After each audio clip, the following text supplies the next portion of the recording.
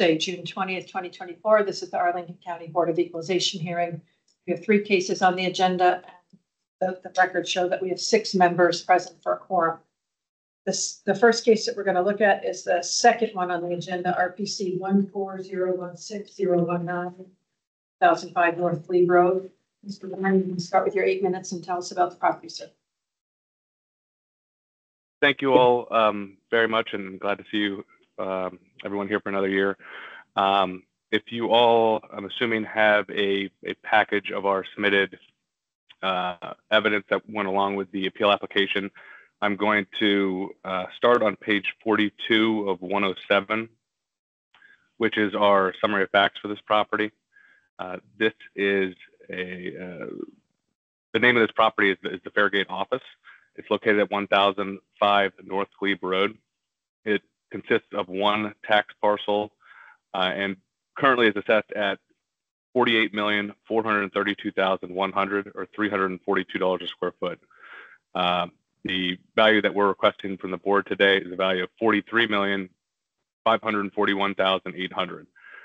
This property is a 14-story office building that was originally built in 1988. It contains 150,459 square feet of leasable square footage. It is located at the corner of North Glebe and Fairfax Drive, and we've provided a map on the bottom of page 42.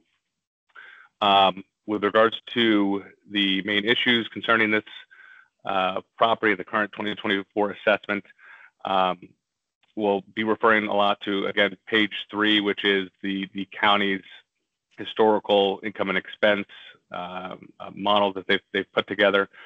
You'll see in columns A and B are blank. This property was originally purchased in late 2021, the end of July 2021. So we do not have prior year financials prior to the sale. However, in column C and column E, you'll see that the I&E is provided for those full calendar years, 2022, 2023, since the current owner has taken ownership, and what the property has done in that time. And just looking at gross potential income, which in 2022, the total gross potential income reported was $5.8 million. You can see that dropped to by nearly $1 million to $4.8 million most recently in 2023. The expenses increased slightly from $1.3 million to $1.5 million, which is $9.86 a square foot. And there was a significant decrease in net operating income that was reported from 2022 to 2023. In 2022, total net operating income of $4.5 million was reported, and that dropped over $1 million to $3.3 million, $1.2 million in net operating income. The estimated net operating income that the county is currently using to assess this property is basically $4 million, $4,065,472. So it's currently $700,000 above the actual net operating income that was reported at the subject property most recently in 2023. The property is comprised of 101,912 square feet of occupied office. It's 45,916 square feet of vacant space as of 1/1/2024, and 2,631 square feet of retail space and 689 square footage of rentable storage space. We use the actual lease rates as indicated by the 1/1/2024 rent roll for the occupied space of $3,564,438, which is $35 a square foot. $1,744,808, or $38 a square foot for the vacant space, and $95,374, which is $36.25 a square foot for the retail space. Total gross potential rent that we utilized in our analysis was $5,426,668. The county, and even in their revised model, you can see their revised test model in column F from D to F.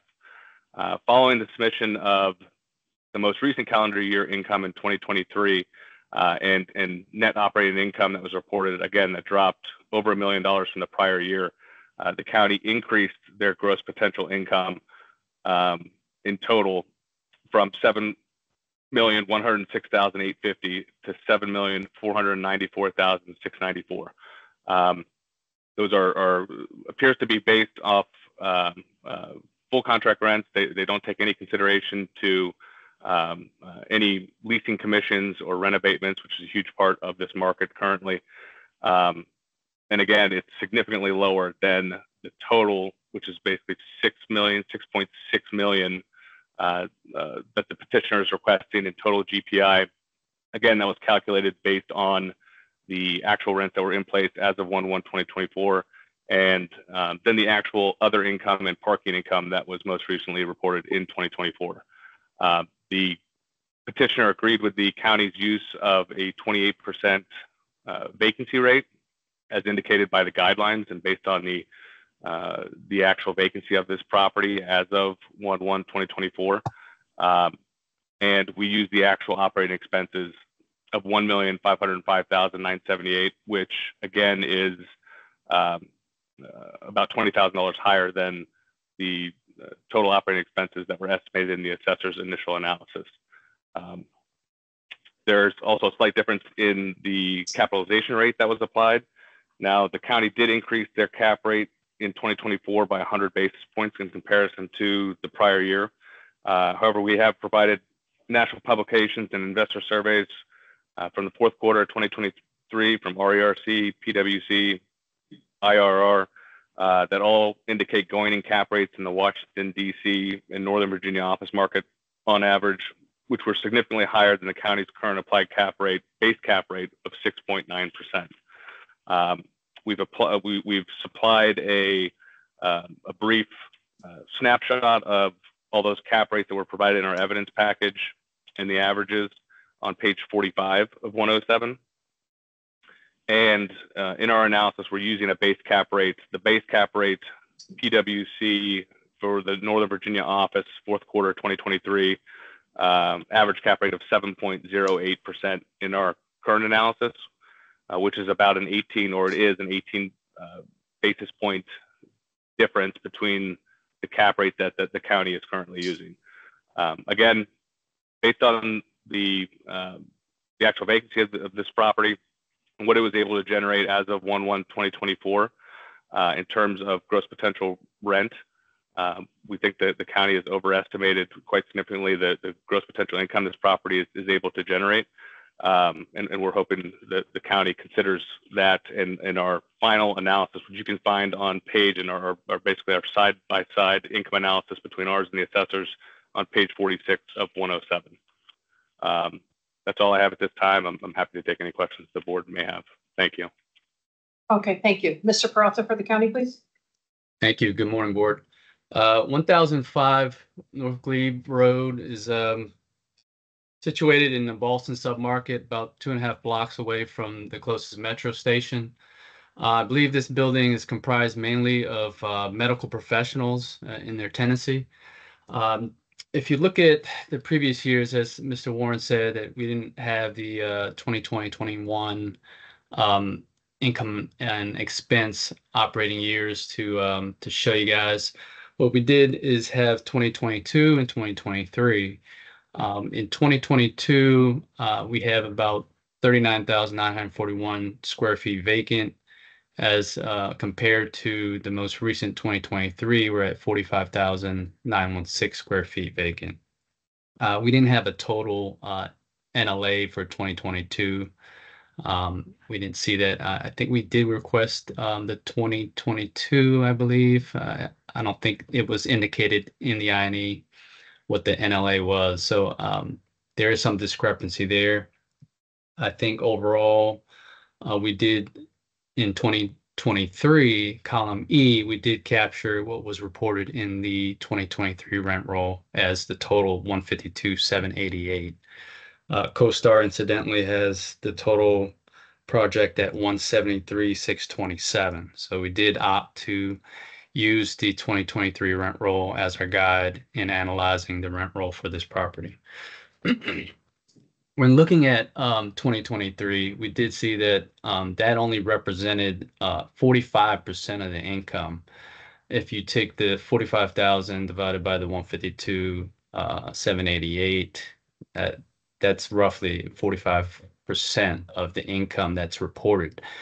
They are reporting the actual income, and you see that in line item row 1. And what the county did is in E1 reconstructed that to capture the rest of that gross potential income of the property, in effect, grossing the 45,916 square feet that wasn't captured in that rent roll. So you'll see that there's a change of overall NOI in the property when you compare columns E to E1. And that was the basis of our test. We did use the income that was reported in the rent roll as our guide again. You'll see in column E1, row 1, that income is projected as the rent roll suggests on our page. What is this? Page 7 of 107. You'll see that the income projected on a monthly basis and then grossed out for the year would be that projected number that we imputed in our column E1 as the income. I'm sure you'll have questions with that further if you don't quite follow me right now, but in using that, we did come up with a lower NOI than what we originally projected. And although that's the case, we did increase, as Mr. Warren said, the income based on the rent roll that was received. So therefore, when applying our guidelines, again, we use 28% overall vacancy. We did apply a higher expense rate than what was reported in the previous 2 years, and our projection still supported our original assessment. Our cap rate is within, I think, 18 basis points, as the appellant had suggested in their cap rate for their pro forma. We did a lot for excess vacancy below the line, and we did follow what our reports had said regarding the cap rate argument. We did make various changes with respect to the current climate of office, and we did so with the lack of sales that we did that had transpired in the previous year. So with that, we're open for questions. Thank you. Okay, thank you. Questions from board members? Mr. Hoffman. Yeah, Rob, I'm just curious, have you been in the property in the last year? And I was wondering if they ended up building out the medical spec suites that were announced like a year ago that were going to be put in the property. I'm sorry, that was a question for me? Yeah, Rob, so there's some, I remember the business plan for Brookfield was to kind of convert over time office tenants to medical, replace vacancy with medical spec suites, and try to kind of raise the overall rents in the building. So I'm just curious if they've built out any of these spec suites, or if the space that we have listed as vacant is like shell or just outdated space. I'd have to, I guess, defer to Warren on that. I didn't get a visit of the property. I did see that there were several leases that were signed in the last couple of years, 2 of which 10 to 12-year terms. And there was a few that I labeled miscellaneous. There's 1, 2, 3, 4, 6 spaces that didn't have rent reported on the rent roll. Initially, that wasn't indicated. I did receive some lease abstracts on the property, but I didn't know if these were spec suites, as you mentioned. It's like Blake's frozen. Oh, Still I am. So I don't have a definitive answer for you on that, on if all the spec suites are built out. They were in the process of doing that. I can get confirmation on that. Again, This property was not inspected this year. There were a number of new leases and renewals that were signed. All the renewals that were signed at lower rates than were previously signed, and all of them came with the new leases and renewals came with significant concession packages as well, free rent concession packages. So when you look at the total gross potential income, I think that's the big difference is the county's gross potential income, which is based on the actual rent roll. If you look at his revised rent roll or rent matrix, as well as their estimate of market rent for the vacant space, it's based on the contract rents, the full rent amount. It doesn't capture the net effect of rent and impact of those free rent concessions, and that's a big part of this market currently, to try and entice anybody to sign leases into new office space now in the county. Okay. All right, cool. Thank you. Mr. Metzger. Two questions. First one's about retail. In the appellant's column G said, in the appellant's column G, so this is for the appellant, you say there's 2,631 square feet of retail, which is kind of my impression. You face the building, it's on the right side of the first floor. So but before you answer, the department figure is 15 times more than that, 37,500 square feet of retail. This all has to do with, of course, gross potential income number. So I'll ask Mr. Warren first, is that what is considered at a lower rent, the retail space, just 2,631? Correct. It's 2,631. I think Rob can, I don't want to speak in terms of the county or Rob, but that 37,539 square feet that's listed in column E1 and F for the county, it appears to be the office space for the rents listed that he has on the page 4 of the rent matrix that are highlighted in yellow, for those square footages that did not appear to have rent associated with them. Now, I will say our GPI. What was that? I'm sorry. Let's have Rob respond to why his number for retail is so much higher. The square footage. Yes, Ken. I did label that as miscellaneous rent, and I did speak to it as miscellaneous rent didn't have any rent attached to it on the rent roll. With lack of space there, I guess I should have put it on a different column. It wasn't apples to apples. The rent roll didn't really indicate retail square feet as I saw it.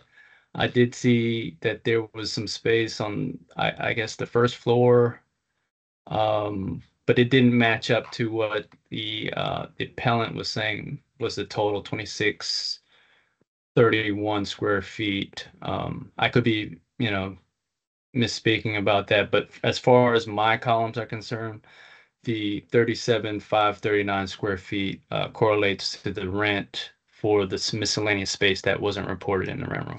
Right. You both have both spaces at $38, but the only reason I asked was that if the estimate of or maybe the actual $36.25 for retail, which is more realistic than 38 because it's a bad retail spot. It's around the corner. Nobody can find it. I mean, it's big. So in Rob, in your case, $38 square foot, no matter you put it in row 2 or row 3, doesn't matter. It's $38. But if it's it's $38 for office space is what I'm trying to tell you. It's miscellaneous office space. We'll let it go. Second question for both of you. First for the appellant. Are you telling me what you said was that since the current owner bought it in 2022 or 2021, they didn't know about the financials before that? You telling me they bought an office building and had no idea if it made a profit or a loss? No, what I'm saying is, I'm sure they did look at some of the previous or past financials. I did not have access or I was not able to gather that information from the current owner. All right. Like the calendar year financials for, when they did not own the property for up to the date of sale, which was the end of July 2021. Okay, so same question for the department. You, of course, have this I&E stuff from past years. This is all about us getting a trend here, historical trend. Couldn't you have taken from a prior owner, though, nonetheless the same GPI and operating expenses and all that stuff and fill in the blanks? They did not submit INEs. That's understand partially that. what. But you, Not the current owner. The previous owner did not submit. ah, Yeah. okay. That's what I want to know. Thank you. Any other questions? Mr. Peralta, if you take a minute to wrap up, please. Yes. Again, I guess our original assessment is supported based on our reconstruction of the INE for 2023. Again, the department tried to make give a better understanding what the true potential income for this property is by using exactly what they've reported in the 2023 rent roll. Use that number, still subtracted a good amount with respect to the per square foot rates for this property. We are subtracting 28% overall over all the income for the office tenants. And we come up with an NOI even lower than what our original assessment was. But because of the change in square feet total from our original assessment to the test still supports the original assessment based on the income that was provided and the rent roll. So we do ask that the board confirm this case with respect to just looking at the NOIs, looking at the overall expenses that we afforded the property. You're And out the of overall. Thank you. Okay, Mr. Warren, if you take a minute to wrap up, please. Yes, again, the difference here is really the gross potential income estimated by the county in comparison to the petitioners and what is listed on the 1/1/2024 rent roll. The county is estimating a full contract rent with no considerations for any rental concessions or the net effective rent, what is actually being paid to occupy that space over the term of the lease. The county, and it even says in their own guidelines, under the vacancy guidelines for the 2024 office guidelines, that concessions can be considered, but only on a case-by-case basis. I think they need to be considered in this case. Anything that's getting signed here, or any new leases, renewals, it's getting signed at lower rates. And in many cases, they're contracting their leasable square footage, and those new leases that are already being signed at lower contract rents or rates are also being offered significant rental concession packages. Okay, all right, thank you, you're out of time. Okay, it's just among board members. I agree. That's what I wrote down as my bottom line: concessions, accounting for concessions. Not at all surprising that they have to do a concession package, and it is a case-by-case basis. But what I came up with in this case is that we don't have any indication of concessions, what they are, what they were in 2023, and so forth.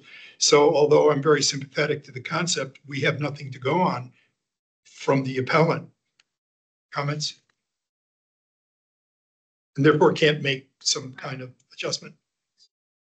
I agree. I think in this case particularly, there's a record that the assessments building have been consistent in the 50s. I think the only year that we had any action that we took was in 2015, which we dropped by $1 million, 53 to 52. So there has to be income that was either reported or being used for assessment purposes. So I don't have any problem with assessment the way it is right now.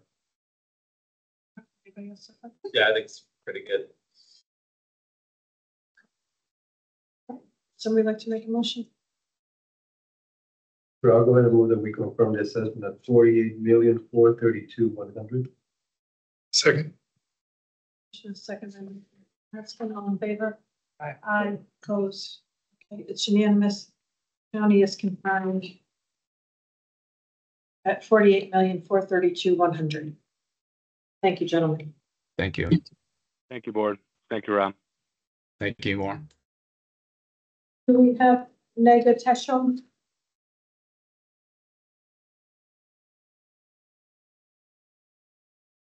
I see. Yeah. I'm Can you here. turn your camera on? Yes. Do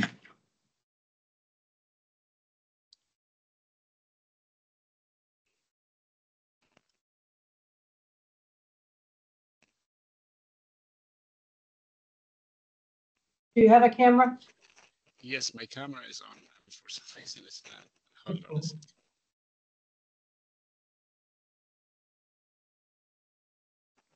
Okay. Can you see me? All right. And can you just speak for a second? Because I think you're very low. Yeah. Can you hear me? Much better. Okay. All right. Next case on the agenda is the first one, RPC 170414111 at 1011 Arlington Boulevard. Session, you can start with your 8 minutes and tell us about the property, sir. Yeah, we purchased this property on December 22nd, 2023, and it has been on the market for more than 6 months, and it was listed about $532,000, and they reduced it to $350,000, and finally they came down to $250,000. And we put in an offer for $200,000, and finally our offer was accepted, and we proceeded with this transaction. At the time of the purchase, the place was not occupied, and it was really in a shambles, and we knew that it's going to be a lot of work ahead of us. And one of the things that we noticed was the real estate tax was significantly higher than the purchase price. It's almost 3-4 of what we actually purchased it for. This is a purely fair market value transaction. We did not know the owner ahead of time. There was no consideration that was made or any discount that we were given to get this transaction. So I looked at the valuation that was done by the county, and it's nice, it's beautiful. I wish we can sell the property by the estimated value that the county provided, but it's not. Even if up until now we don't really have any offer on hand in terms of leasing the property to a third party for anyone who's willing to take it from us. So my conclusion is really the assessed value cannot be more than the purchase price of the property, and it's significantly higher than what we purchased it for. And my only argument is really you have the market value on hand, and it shouldn't be, the model should not be, it should be considered, but it should not be the final assessed value.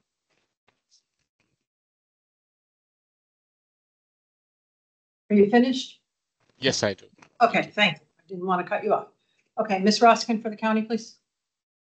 Okay, thank you, board members, and my apologies up front. There's a lot of stuff going on in the background here, so I'll do my best to keep the noise at a minimum. So first, I want to address the purchase of this property. This is this is a co-op commercial condominium. There are only 5 in the entire county, so it makes it kind of unique, if you will. However, so this property last transferred in December 2023 for $200,000. The buyer is Mr. Tesham, that's present today.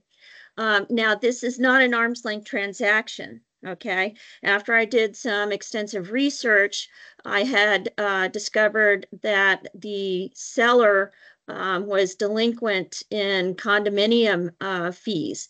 And so they kind of negotiated, if you will, for their purchase price, the final purchase price. So the county does not consider this an arm's length transaction. So to move on, once again, I want to reiterate, this property is unique in the sense that, first of all, it's a co-op. Next, it has a ground lease, and it also has a proprietary lease. Now, the property is currently listed from at the time that I had completed this assignment back in February, and I just checked on CoStar, it's still listed, you know, for potential renters. Okay. And the current monthly, I think their current monthly homeowners dues is somewhere in the ballpark of about $1,900 a month. But that's just to give you an overview of this property. Now, Drea understands that there are limitations which include the office unit's location within this secure River Place co-op community project. Additionally, the owner has limited access to the full array of lending products available to the open market due primarily to the restrictive proprietary lease, which ends in the year 2052. Once again, there are no arm's length sales of co-op commercial condos that have occurred since 2019. And prior to that, the last one was back in 1993. So these are a very unique property.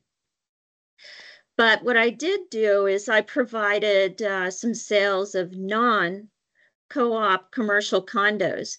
And those sales, they range price per square foot. They range anywhere from $230 up to as much as $500 a square foot.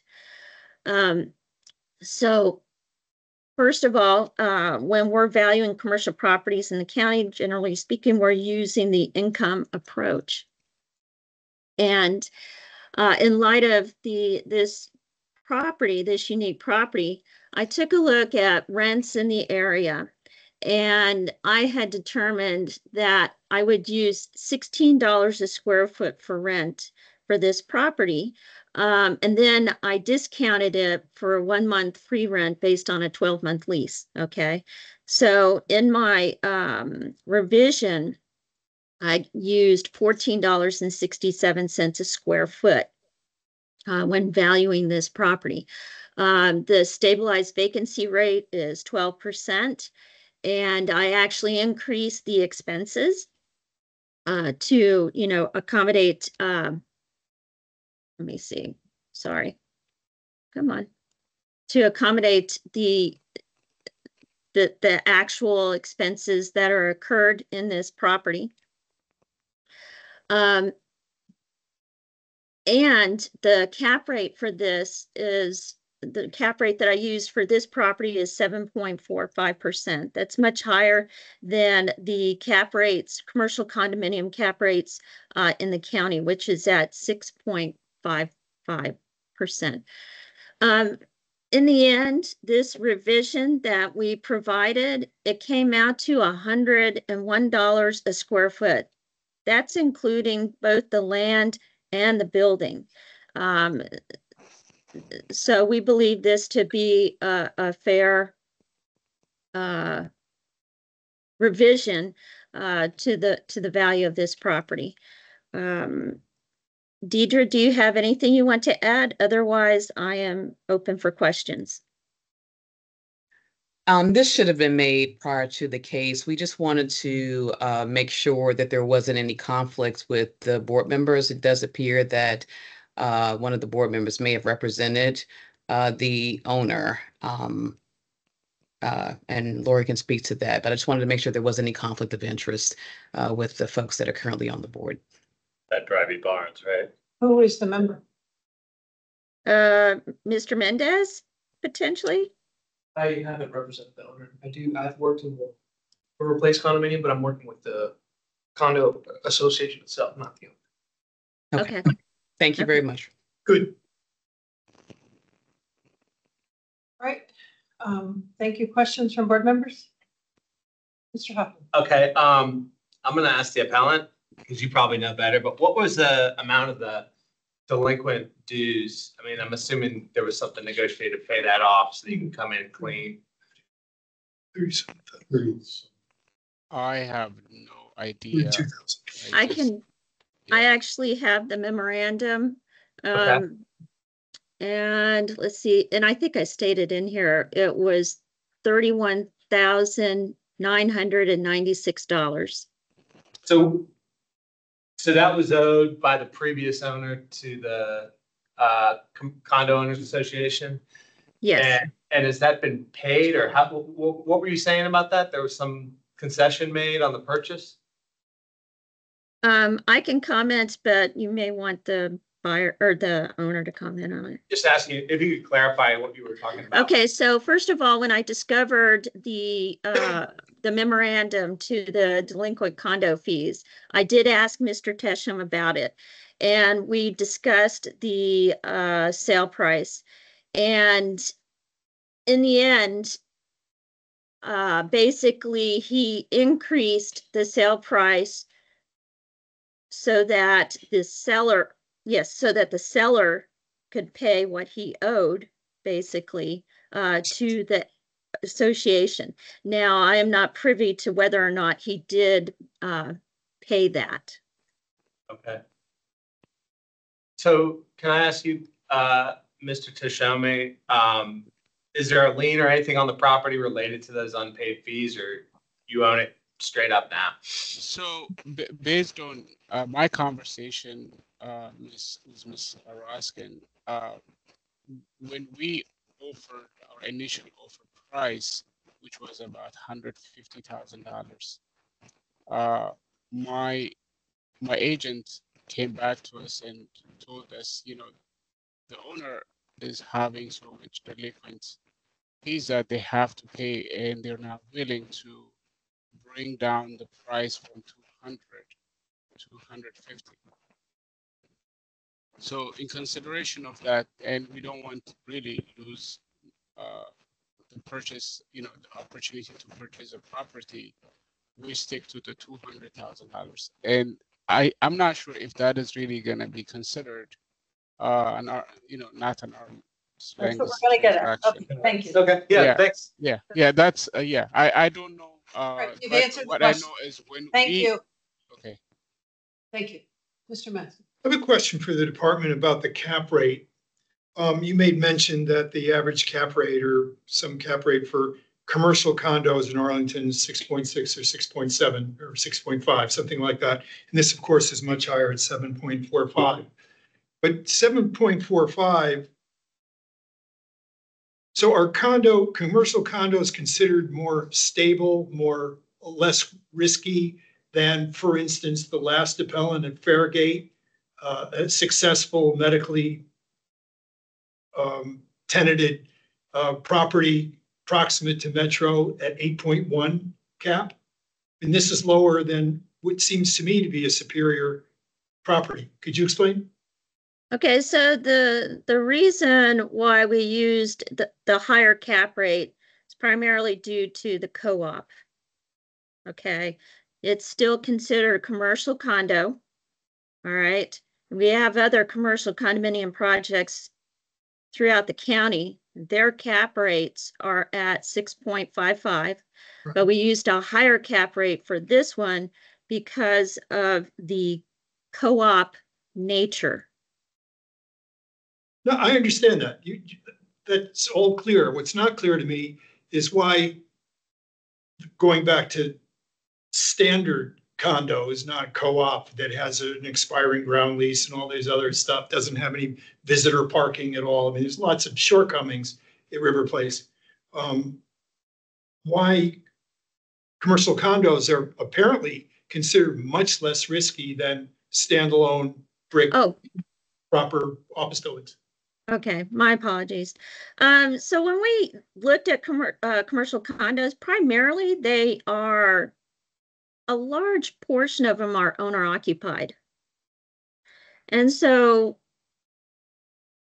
the owner occupied is, to us, is less risky than when you have a tenant. Okay, the owner is intending to use this space for themselves. They're guaranteeing themselves, if you will, to be less risky than an investor who is renting a property to tenants that can come and go. Okay, so the overall experience is because it tend to be, and then you don't make concessions for an investment commercial condo, you just lump them together as similar properties. Yeah, we're equalizing, yes. Okay, good. Yeah, okay. Thank you. And Ms. Roskin, if you take a minute to wrap up, please. Sure. Once again, we used the income approach on this, and I thought that we used a very reasonable income rate of it was an income rate of $16 a square foot, which is very low. And then I discounted it for 1 month free rent. That's what I used. It came down to $14.67 in the revision. There are other rents in that project that are much higher than this. And also in Roslyn. Roslyn is a premium location. So your rents are going to be higher. And we felt that the $16 a square foot was very reasonable. I mean, very reasonable, and it's discounted. And once again, the revision comes out to $101 per square foot. This is in Roslyn to have a property at $101 per square foot. That includes both your land and your building. That is the total. The sales come out to throughout the county, way out north. Okay, Ms. Roskin, thank you. Your time has expired. Mr. Tesham, if you take a minute to wrap up, please.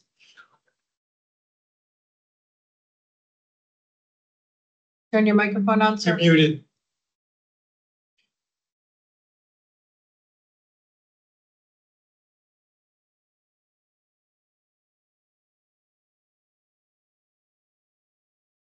No.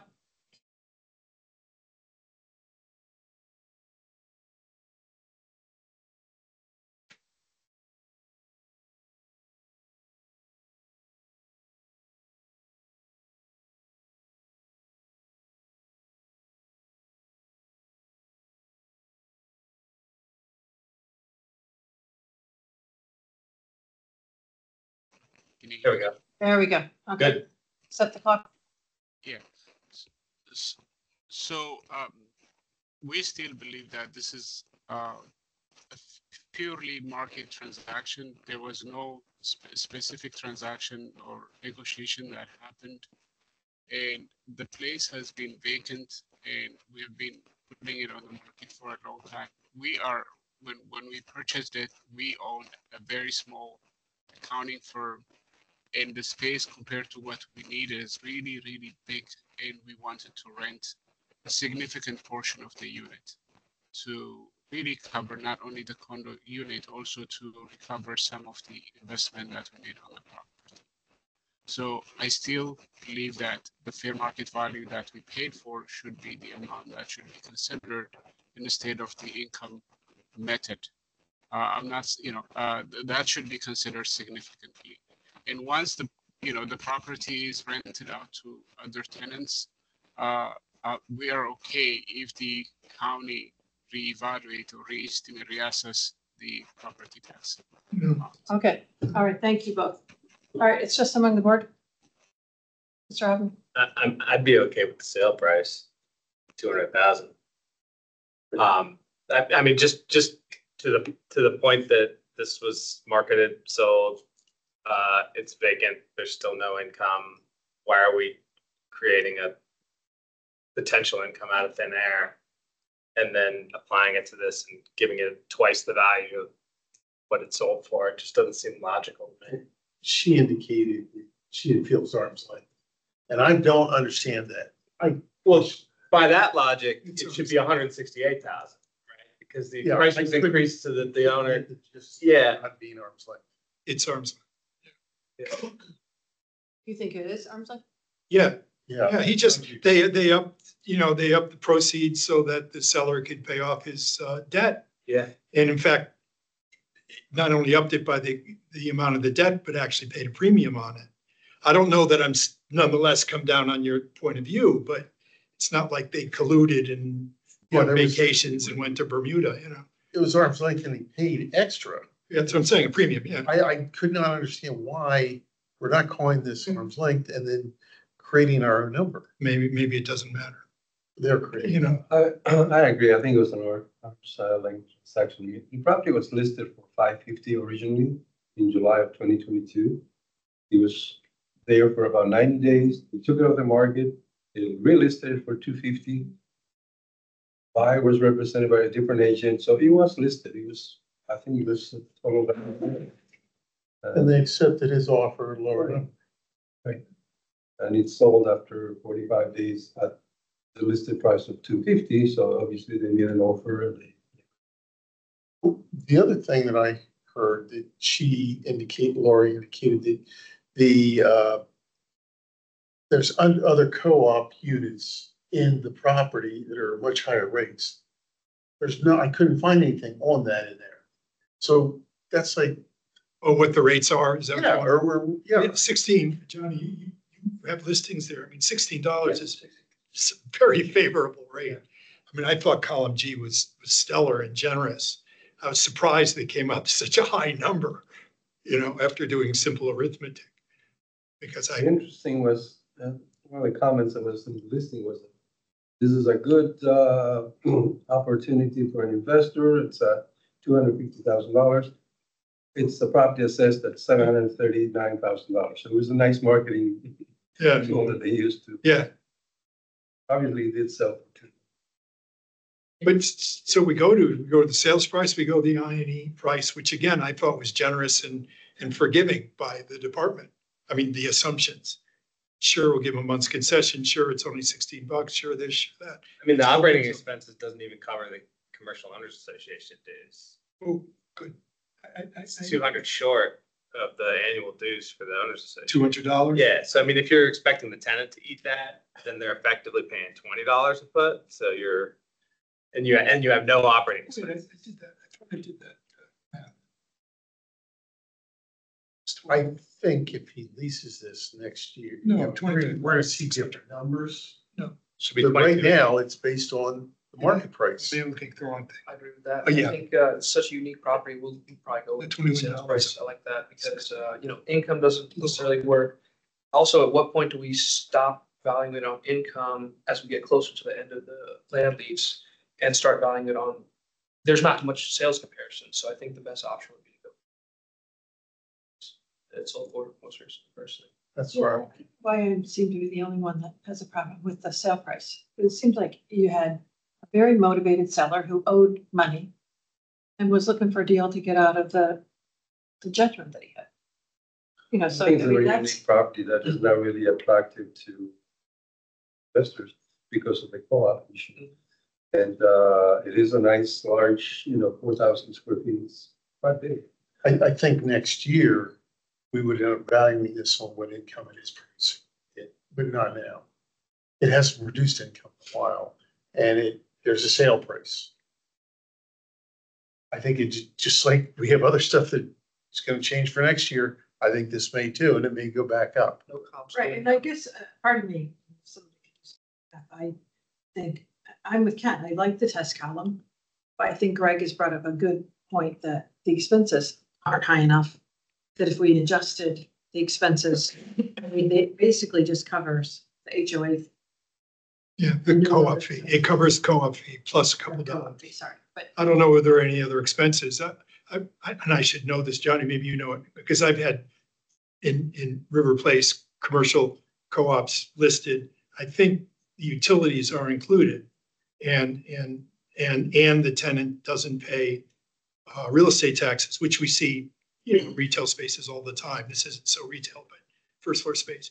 So I think this $1,880 a month is what somebody has to pay to the co-op, and that's the end of it, period. And that comes out to $22,560 versus what they've written off $22,621. So I mean, it's darn close. I mean, it's almost $61 a year is nothing, of course. So I just can't get over the I&E, the column G. It's just too fair. Now, again, and we just had this in the last case, and we'll have it in every case we have, the potential income we count as income. The potential income here is the $16 times 4,700 square feet. I mean, I think it's fair. It's 100% doing something. But I don't feel comfortable Oh. going back to. Something below the All right, line, Mary, something below the line. let's do a thought exercise, put you in the seat of the potential buyer of this property. Okay, all right, the condo fees you're gonna get, according to Lori, you're gonna get $60,000 a year in income, $15 a square foot. Once you find this tenant, you're gonna do all that work for free, okay? So you found the tenant, you're gonna give them 1 month, and then you're gonna do a 12-month lease. The lease you're gonna write yourself, you're not gonna pay anything for it, it's free. All right, now you've got this vacancy collection loss, I don't know, where, single tenant, whatever, we'll take it from the county. Operating expenses, yeah, so that's 22,621. I assume that's the owners association dues. What are you gonna pay yourself to manage this property? $1,000 a month, 12,000 a year? Does that seem fair? Seems fair. 2,000 a month? I mean, normally property management is a 2,000 plus fee for office space, and then it would be, your expenses are covered. The time for the engineer and whatever, the light bulbs that need to get replaced, but let's just call it $1,000 a month. So that's another 12,000 you take out. You've got 19,059 in annual income. At the 7.45 cap rate, that's a 255,800 value. Hold on. Yeah.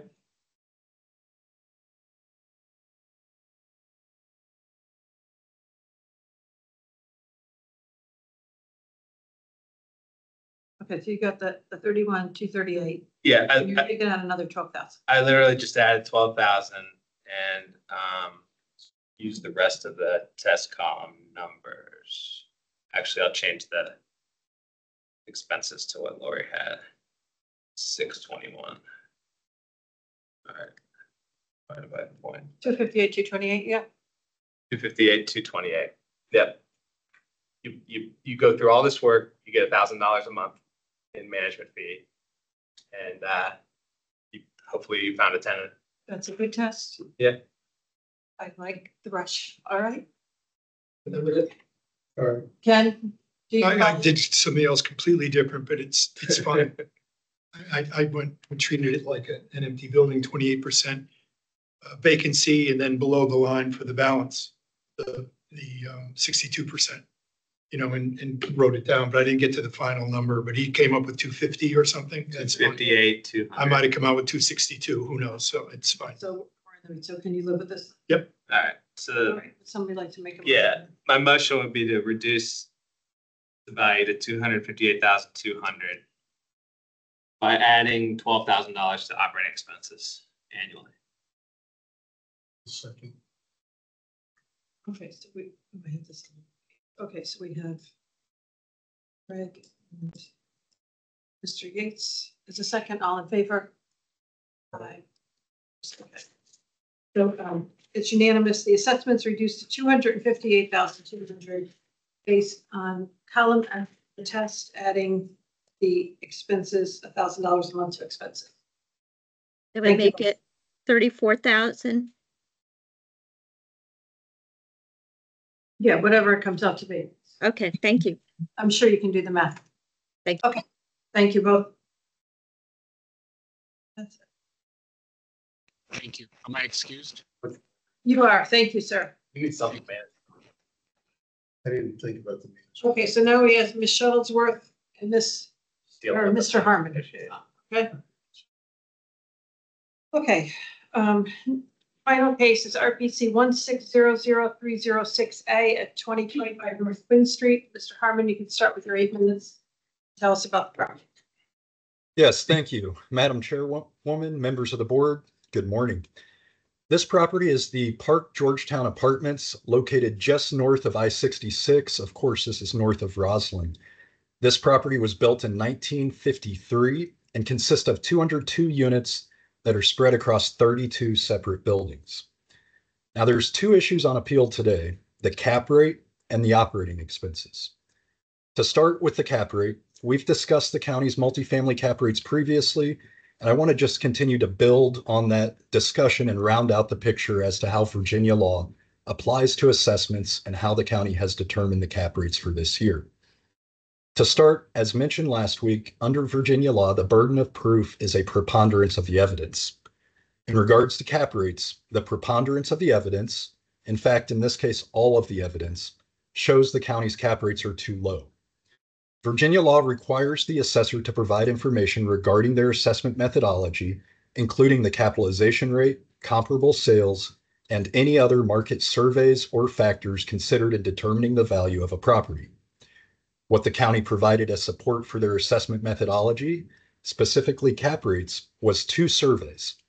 These were the PwC Investor Survey for Q3 2023 and the RERC survey also for Q3 2023. So looking at these surveys, we see that the PwC survey shows a 43 basis point increase in cap rates for Mid-Atlantic region apartments from 1 year prior. And the RERC survey shows a 60 basis point increase for East region apartments from 1 year prior. The county, as we know, only increased cap rates for multifamily properties by 10 basis points year over year. Next, looking at the range of cap rates provided by these 2 surveys, we see that the county's apartment cap rates are lower than the low end of each survey's range. This means the county's cap rates are so low, they are literally off the charts. So what the county relies on to support their 10 basis point increase to cap rates actually supports a minimum of 43 basis points. Knowing that the county's evidence does not support the county's cap rates, we thought there must be something that supports a 10 basis point increase, right? Well, I'll tell you, we've spent hundreds of hours researching cap rates over the course of many weeks and many months. There is not any evidence that supports the county's cap rates for multifamily properties. We looked at a July 2023 comparable sale in the county that sold at a cap rate that supports a 30 basis point year over year increase. This analysis is shown on pages 38 to 40 of the board book.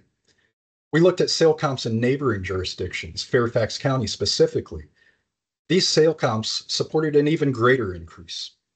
We also conducted a band of investment analysis that's shown on page that showed a 63 basis point increase is warranted. This analysis is shown on page 43 of the board book. Finally, we thought, well, the county relied on regional surveys, PwC and RERC, to claim their 10 basis point increase. What do local surveys show? Well, the Delta Associates Market Makers year-end 2023 survey shown on page 44 of the board book. This is a survey of local investors in this specific property type in the DMV area.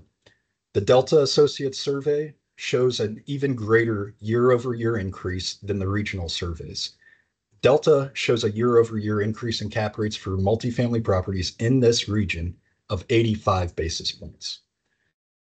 So looking at the totality of the evidence, it quickly becomes clear why the county's apartment cap rates are so low that they are off the charts. It's because there is not an iota of evidence to support them. All of the evidence, surveys, sales, band of investment analysis, supports a minimum of 30 basis points and as high as 85 basis points year over year increase. We have conservatively applied the low end of this range based on the sale comp to our analysis, based on that Arlington County sale comp. Further, the county does not provide any additional support for their cap rates generally or for this specific property in their submission to the board. You'll note the county doesn't even mention cap rates in this submission. Now, back to Virginia law. What happens once the preponderance of the evidence, and in this case, all of the evidence, supports a lower value? Virginia law states the burden of proof shifts back to the county to prove their assumptions are correct. Again, all the county has provided to date, which of course the county is legally required to provide at least 5 days prior to any hearing, all they've provided is the PwC and the RERC survey. Of course, those do not support their cap rates. Next, turning to operating expenses, of course, we're all aware that Virginia law requires actual income and expenses of multifamily properties be considered for the assessment. In this case, the assessment assumed expenses that are lower than what the property actually incurred in each of the past 2 years, both 2022 and 2023. Now, that's quite the assumption that 2024 expenses will be lower than 2022 expenses, given the rampant inflation the market has experienced over the past few years. The county seeks to correct this on the test column by increasing the operating expenses by nearly $200,000 and raising those operating expenses to what the property incurred in 2022. However, there's two issues with this. First, only going back to the 2022 operating expense level ignores the high inflation environment that existed throughout 2022, throughout 2023, and was known to be in place as of the date of value. Second, the county offsets this increase on the test column by growing income by $200,000 from the initial assessment to an amount that is above what the property has achieved in any of the past 3 years. Now, you'll note that operating expenses did increase in 2023. The county flagged maintenance and repair costs as the driver of this increase. We provided support for the maintenance and repair increases, which consisted of railing and awning replacements, painting, diverters, HVAC units, and water heaters on an as-needed basis. Now, even if we assume 2023 operating expenses were potentially abnormally high, we can see that the county's operating expenses are still too low. They're at the 2022 levels. If we grow 2022 operating expenses by 2 years at 4% each year to account for inflation, we see that operating expenses projected for 2024 would be just over $1.9 million. Essentially, the county dismisses the 2023 operating expenses and imputes a figure on the assessment that is almost exactly the same as the 2020 operating expenses and well below the 2022 level. On the test, not only does the county offset the bump in operating expenses that they use, but the bump assumes 2024 operating expenses will be largely the same as 2022's. This approach to account for the organic growth in operating expenses attributable to increased cost over the past 2 years. Simply growing 2022 operating expenses, which the county does not contest, by 4% for 2 years would get to operating expenses of over $1.9 million. Thank you. Thank you. Ms. Shuttlesworth for the county, please. Yes, good morning, everyone. So again, Mr. Harmon provided pretty good description of the property. And I want to repeat his words. I would just add that the property was inspected in June 2023. And the issue is OPEX and the cap rate. The 2023 potential rent noted a 6.52 increase as compared to the 2022 figure. The reported vacancy and concessions was at 5.13%. We have applied a stabilized vacancy of 7%. The effective gross income reported in 2023 increased by 5.62%. The maintenance and repairs expenses category increased by over 48% due to miscellaneous expenses and decorating. We requested more information on May 13th. We just received email from Mr. Harmon this past Thursday after the case had been processed. However, I do want to comment that the list of miscellaneous maintenance and repair included, just as Ms. Harmon stated, replacement of railings, awnings, paintings, diverters, and these are typical operating expenses that we do allow. We typically do not allow to expense the replacement of HVAC units and water heaters, which appellant did include in 2023 OPEX. We did not receive the total cost of replacing these major components. The email received from the appellants this past Thursday would have not changed the department's decision, as we believe that OPEX was overstated. The 2023 INE contained math error. As the board can see, we had to add column E1 to show the accurate figure for NOI. Based on the unit statistics report provided to the appellants, by the appellants, the potential rent before vacancies and concession as of January 1, 2024 was $4.9 million.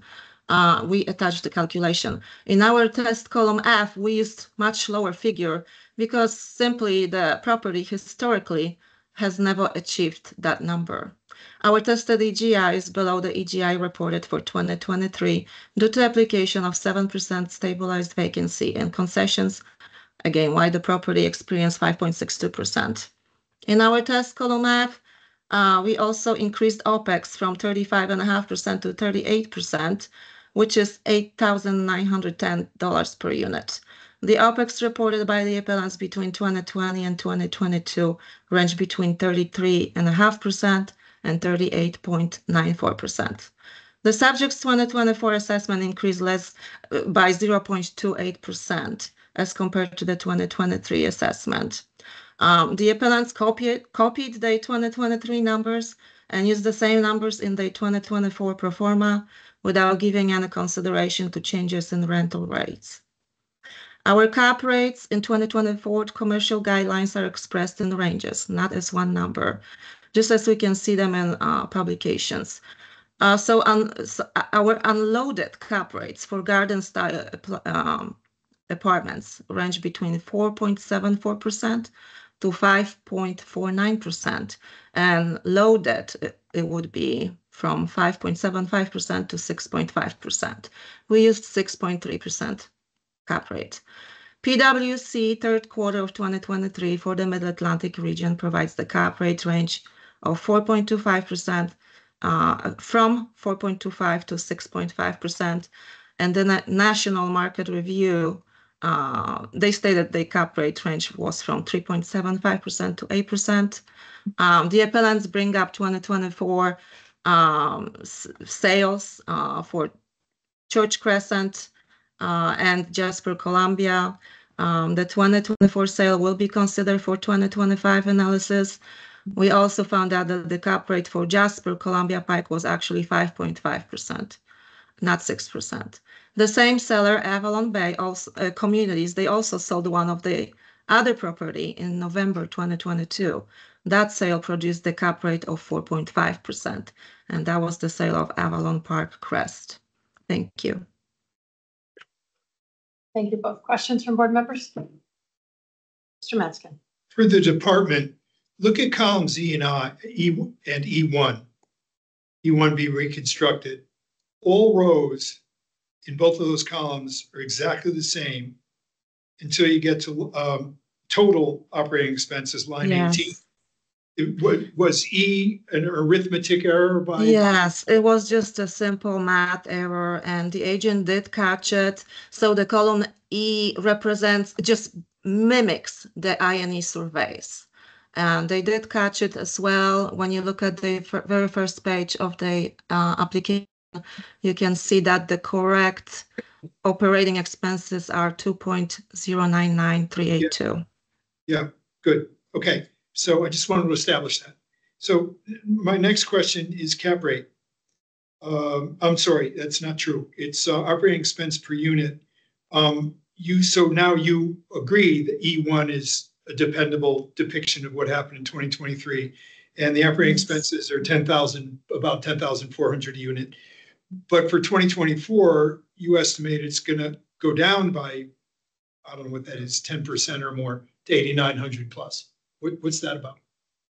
So again, that's 10,393 per unit. That includes the maintenance and operating expenses of 763,000 that we believe were overstated due to inclusion of replacement of HVAC units. Okay, and, capital improvements. Good, good. Thanks. Great. That's exactly what I wanted. Any other questions? Okay, Ms. Kettlesworth, if you take a minute to wrap up, please. Yes, so our potential rent used in test column F is supported by the rental information provided by the appellants. We believe that the miscellaneous maintenance expenses reported in 2023 were overstated as they included replacement of HVAC units and water heaters. We did increase our OPEX in test column from 30.5% to 38%. As the board can see, our projected OPEX ratio is in line with the OPEX ratio reported for the past 4 years. And the subject's assessment increased by only 0.28%.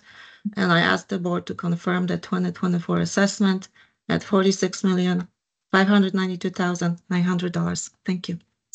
Okay, thank you. Mr. Harmon, if you take a minute to wrap up, sir. Yes, thank you. So first off, let's keep in mind what the PwC survey is a survey of. It's a survey of institutional investors for institutional grade properties. That means the newest built, highly desirable, stabilized properties. So this would be like your J-Sol apartments that were built a couple of years ago in the Ballston neighborhood. That's what that's a survey of. The county is trying to apply that survey to justify their cap rates for this 1953 property that's in a tertiary, secondary portion of the county. That's not what that survey reflects. That survey looks at the newest institutional grade properties. That survey showed those properties increase 43 basis points year over year. There's simply no way lower quality properties increase by only 10 basis points year over year. Now, the Jasper sales cap rate, the county's not applying the county's methodology with that 5.5% cap rate they quoted. They didn't provide where that methodology came from. What we did was we applied the county's methodology to the actual numbers to get the cap rate that's above the county's cap rates. Thank you. Okay, thank you both. All right, it's just among the board.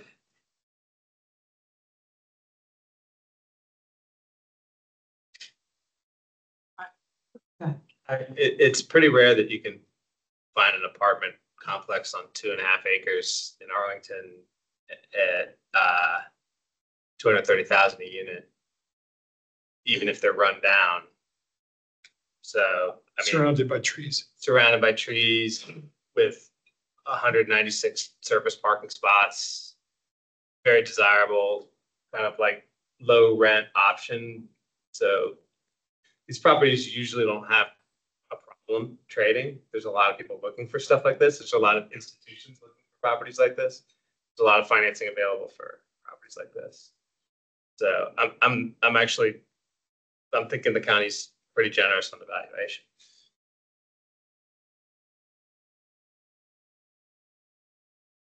I accept the explanation on the expenses, because that was one of my issues of what was included in that. So, anybody else? I think it went down. Johnny, what? I said, Yeah, for sure. Okay, so would somebody like to make a motion then? Sure.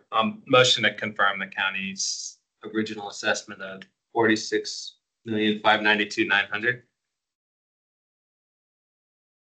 Okay, all right. Dominguez is a second. All in favor? Aye.